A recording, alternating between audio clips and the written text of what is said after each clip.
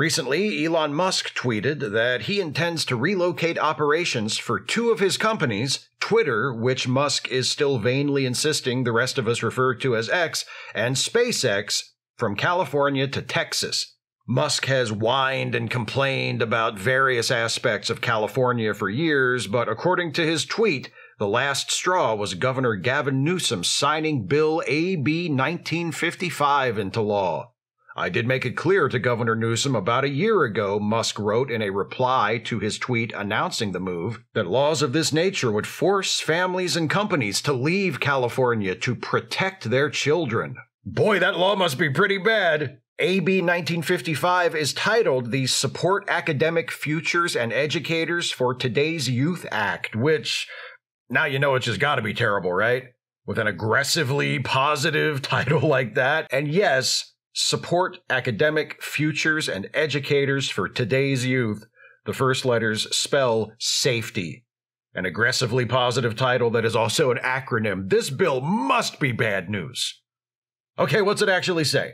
From the summary at the top of the bill, this bill would prohibit school districts, county offices of education, charter schools, and the state special schools, and a member of the governing board or body of those educational entities from enacting or enforcing any policy, rule, or administrative regulation that requires an employee or a contractor to disclose any information related to a pupil's sexual orientation, gender identity, or gender expression to any other person without the pupil's consent, unless otherwise required by law as provided. Okay, so basically the bill makes it illegal for employees of school districts to out LGBTQ students without the consent of the student. Given how mistreated and misunderstood queer people, especially queer young people, are in this country, that sounds like a good and sadly necessary idea. But that's just the summary. The devil's in the details. I bet the actual text of the bill hides all sorts of horrors. Horrors so horrible they've driven the mighty Elon Musk from the Golden State. Section 2. The legislature finds and declares all of the following. A. All pupils deserve to feel safe, supported, and affirmed for who they are at school. Okay, but what else? B. Choosing when to come out by disclosing an LGBTQ+ identity and to whom are deeply personal decisions impacting health and safety as well as critical relationships that every LGBTQ+ person has the right to make for themselves. I bet paragraph C is going to have the dangerous stuff that parents will be fleeing the state to protect their children from. It's always C. C. Parents and families across California understand that coming out as LGBTQ+ is an extremely personal decision and want to support their children in coming out to them on their own terms. Can I get that D? D. Parents and families have an important role to play in the lives of young people. Studies confirm that LGBTQ youth thrive when they have parental support and feel safe sharing their full identities with them. But it can be harmful to force young people to share their full identities before they are ready. Can I get what comes after D? VD, if you're not careful. But all kidding aside, the Safety Act is not a dangerous bill. It's an attempt to protect the privacy and well-being of LGBTQ kids and to give some legal backup to public school employees, teachers, counselors, etc., to provide a safe harbor at school for queer kids who don't have one at home. If you read the bill in its entirety, and I recommend that you do if this interests you, I'll put a link to it in the description of this video, or you can just search for AB 1955 and you'll find it. It's not long. If you read it, you'll see that not only does the bill strengthen legal protections for the safety and privacy of LGBTQ students, as well as protections for school employees who support them, it also mandates the development of expanded resources to provide support for parents and families of LGBTQ students, including support groups and safe spaces for parents and families of LGBTQ kids, suicide prevention resources, and support for physical and mental health care providers with experience treating and supporting parents and families of LGBTQ kids. It's not about the state coming between parents and children. It's about the state recognizing that queer kids need support, affirming that public schools are allowed to provide that support, and putting community resources in place to encourage everyone to get on board with that mission, including the parents and families of LGBTQ kids. Who could possibly have a problem with this? Bigots, mostly, like Elon Musk. Scroll through Musk's Twitter account, and I recommend that you don't. There's nothing there of any substance or value, but if you want to get a sense of the man and where his head is at, go ahead, and you'll see in between posts supporting Donald Trump and embarrassing retweets of AI images depicting Musk himself standing on the surface of Mars, a steady stream of hateful, paranoid transphobia. Musk's personal bigotry becomes even more reprehensible when you consider the fact that he is the father of a trans child, a daughter, who came out in 2020 by reportedly texting her aunt and saying, "Hey, I'm transgender and my name is now Jenna. Don't tell my dad." 2 years later, she officially changed her name to Vivian Jenna Wilson and issued the public statement, "I no longer live with or wish to be related to my biological father in any way, shape, or form." Gee, I wonder why Elon Musk, anti-trans bigot with a trans daughter who wants nothing to do with him, feels so threatened by the Safety Act. But this isn't just about Elon Musk. The entire Republican Party, of which Elon Musk is an enthusiastic and generous supporter, has committed itself to pushing blatant and unapologetic transphobia. The thing is, by opposing any efforts to affirm and support trans people, by attempting to cut off trans people's access to gender-affirming healthcare, by vilifying trans people and seeking to delegitimize their very existence, the Republican Party is not just supporting transphobia, it's supporting something else, something most Republicans insist they are absolutely against. What do you call it when a parent rejects a child on the basis of who they are? What do you call it when a parent refuses to allow a child to obtain medical care or counseling? What do you call it when a parent makes a child feel unwelcomed and unwanted in their own home? What do you call it when a parent drives a child, to end their own life? I don't know what you call it, but I call it child abuse. And that's what the Republican Party supports. They don't say that, obviously. The Republican Party supports child abuse the same way it supports racism. They never, well, somewhat rarely come out and say we hate black people.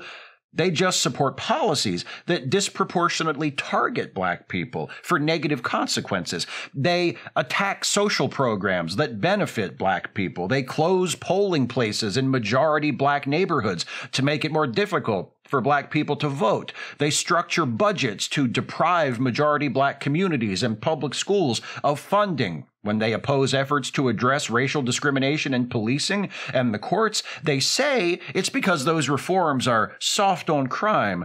When they attack affirmative action policies, they say, actually, it's affirmative action that is racist, not us. We don't think race should be a factor at all. We believe in a colorblind society.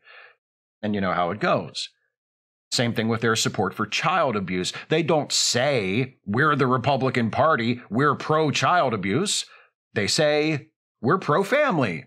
But what they mean is, we're pro-family as long as everyone in that family is cisgender and heterosexual. That's the only kind of family they care about. Deeper than that, it's the only kind of family they recognize.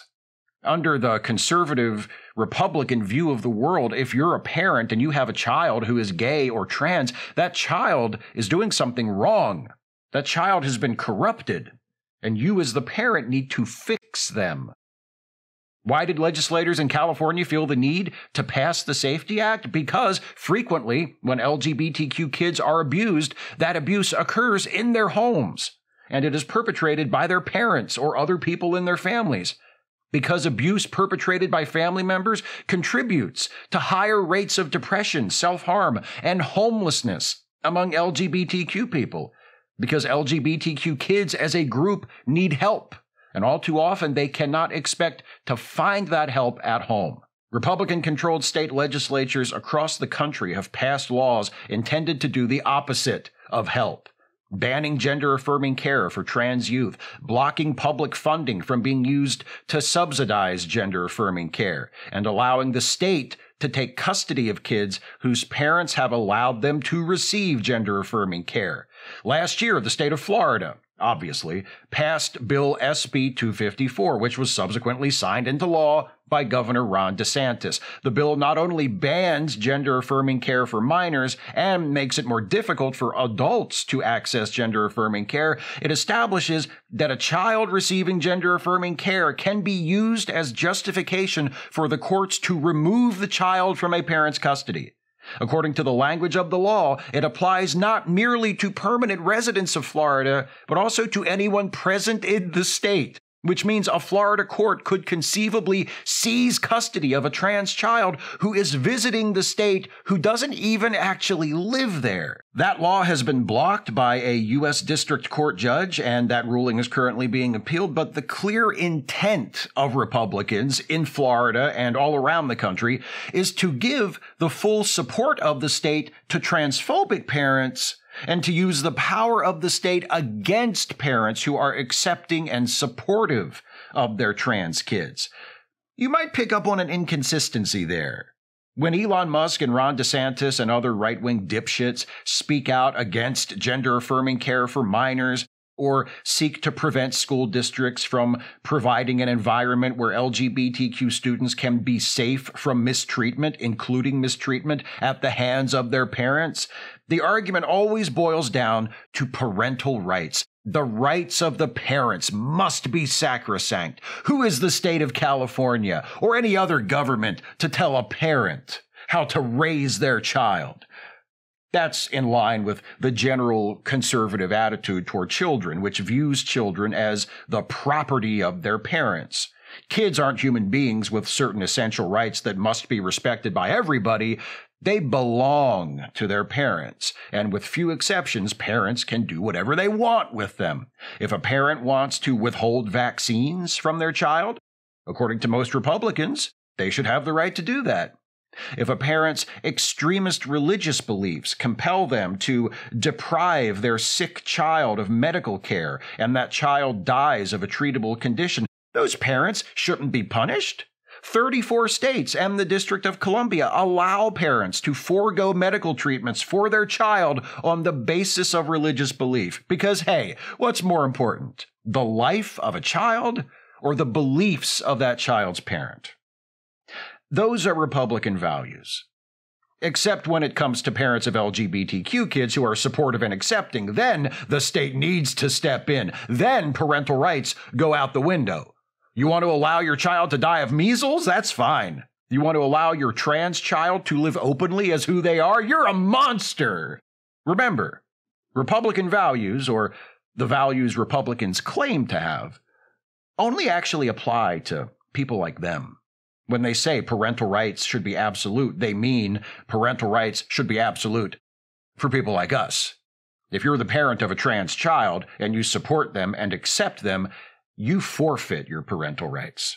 Republicans are always saying that they believe in self-determination and individual liberty, and they want to keep the government out of your private life, and they mean it, as long as you do what they want you to do. They try to make it sound consistent when they support parental rights out of one side of their mouth and support the state taking custody of trans kids from affirming parents with the other one.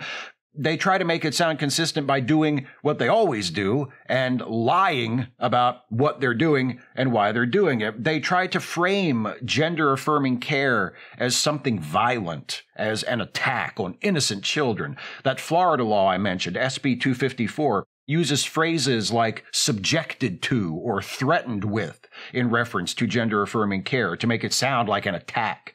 They accuse parents, teachers, and doctors and drag queens and pretty much every adult who wants to understand and support transgender youth of transing kids or grooming them. And I mean, come on, who are you going to believe? Ron DeSantis or the American Academy of Child and Adolescent Psychiatry? Elon Musk or the American Academy of Pediatrics? Donald Trump or the American Psychiatric Association? And actually, that one in particular applies much more broadly than just to gender-affirming care. Who are you going to believe? A pack of fascists, bigots, and religious zealots, or dozens and dozens of professional associations representing millions of doctors? For the record, virtually every major medical organization in the world recognizes the legitimacy of gender-affirming care, including gender-affirming care for kids, and endorses it as safe and necessary care for transgender people. The term gender-affirming care refers not to a single treatment or even a single kind of treatment, but to an entire category of care that trans people may need or want. It's not something that is inflicted on an unwilling patient. It's not something parents or teachers or doctors are forcing on children. It's something that is done with full collaboration and consent involving the trans child, their parents or guardians, and their doctors. It's done deliberately, considerately, and the health and safety of the child is always the top priority. Why do Republicans call it grooming then?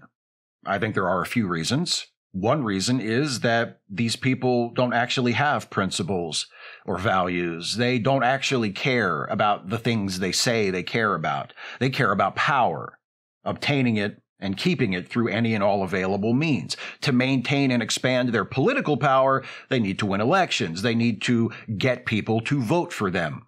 The Republican Party's appeal to voters isn't based on coherent policies. The party has no policies which, considered soberly and fairly, appeal to anyone other than those who are already rich and powerful.